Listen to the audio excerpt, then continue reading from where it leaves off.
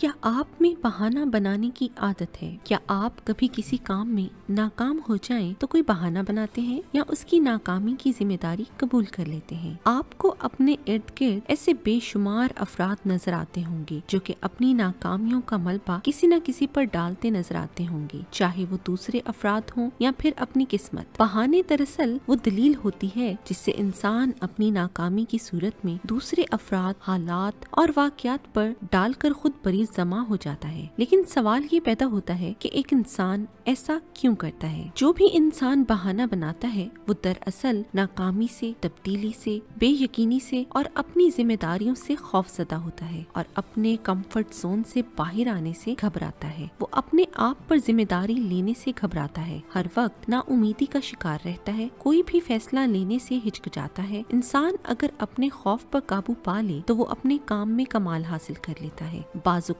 इंसान को खुद भी एहसास नहीं होता है कि वो बहाने तराश रहा है। जैसा कि अक्सर आपने सुना होगा कि मेरे पास वक्त इस काम को करने के लिए वक्त कम था। दरअसल जब ऐसा कहा जाता है तो इसका मतलब है कि फर्द में डिसिप्लिन और मकसद को पाने की ख्वाहिश में कमी है और इसको टाइम मैनेजमेंट के असूल पर काम करने की जरूरत है। ऐसे अफराद को सबसे पहले अपने कामों को वक्त पर करने की आदत डालनी चाहिए। एक और बहाना जो अक्सर हम सब सुनते हैं कि मेरे पास पैसे की कमी है। ये वो लोग होते हैं जो कि किसी भी काम के लिए प्लानिंग नहीं करते, जल्दबाज तबीयत के मालिक होते हैं और जल्द से जल्द तरक्की करने के ख्वाहिशमंद होते हैं। ऐसे अफराद को चाहिए कि वो ऐसे लोगों से मिलें जिन्होंने कम पैसों से अपने काम का आगाज किया। कुछ लोग आपको ये कहते मिलेंगे कि मेरे पास तालीम कम है इसलिए मैं तरक्की नहीं कर सका। ऐसे लोगों में आगे बढ़ने की ख्वाहिश कम होती है। उनको चाहिए कि ऐसे कामयाब लोगों से मिलें जो कि कम तालीम याफ्ता होने के बावजूद अपने काम में बेपनाह तरक्की कर चुके हैं। आपको अक्सर लोग ये बहाना भी बनाते नजर आएंगे कि अब तो मेरी उम्र ज्यादा हो गई है, अब मैं कोई काम नहीं कर सकता हूँ, मैं एक खास अंदाज से जिंदगी गुजारने का आदी हो गया हूँ, मैं अपने आप को तब्दील नहीं कर सकता हूँ। ऐसे लोगों में खुद एतमादी की कमी होती है और वो इसकी वजह से बार बार उज़र पेश करते हैं। अगर वो अपने अंदर खुद एतमादी पैदा कर लें तो वो तरक्की की राह पर चल पड़ेंगे। बाज लोग ये कहते हैं कि अगर मैं नाकाम हो गया तो लोग क्या कहेंगे, अभी मेरा वक्त नहीं आया, मैं सोच रहा हूँ कि पहले मुकम्मल प्लानिंग कर लूँ फिर देखता हूँ कि क्या काम करना है। ये तमाम बहाने ये जाहिर करते हैं कि इंसान अपने अंदर की खामियों पर काम करने की बजाय उनको नजरअंदाज कर देता है। तो आइए हम आपको इस वीडियो में बताते हैं कि उन बहानों को हम हमेशा के लिए अपनी जिंदगी से कैसे खत्म कर सकते हैं। हमें सबसे पहले तो ये जानने की जरूरत है कि बहाना बनाने की आदत इंसान को पछतावे में मुब्तला कर देती है। इसलिए अगर इंसान कुछ इक़दाम